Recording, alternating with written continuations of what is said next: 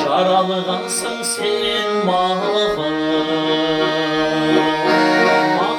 Mangayımdan bütkün жалғыз bakıptım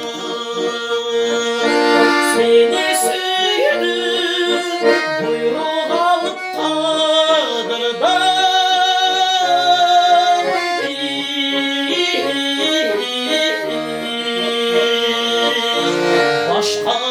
Başkalardan beni sana tatırdım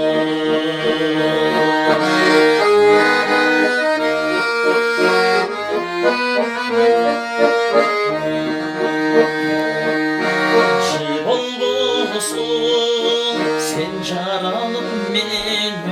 üçün Törülgünde mendek bolup törüldüm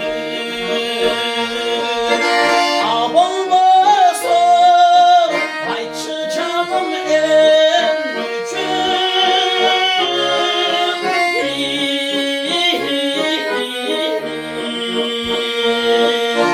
Sarılap tapkan persentimdey göründüm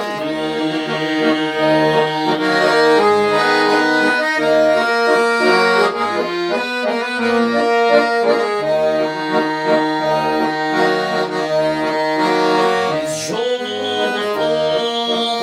aydın jumşak tününde Altın mağa sen esketgüç beripti Ben söylesem senin ünüm hünümde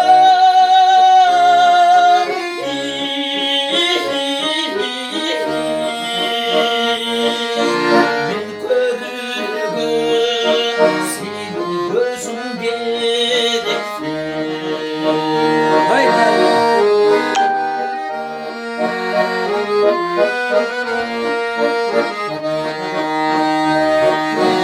Biz joluktuk aydın jumşak tününde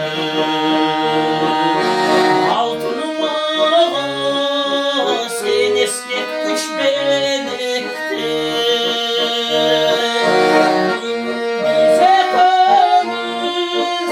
iki sanday barabar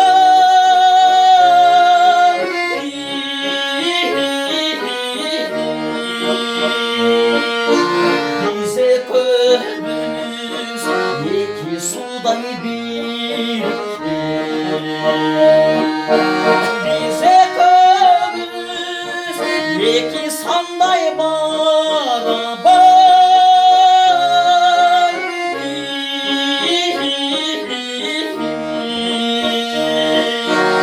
Biz ekobuz iki suday birikti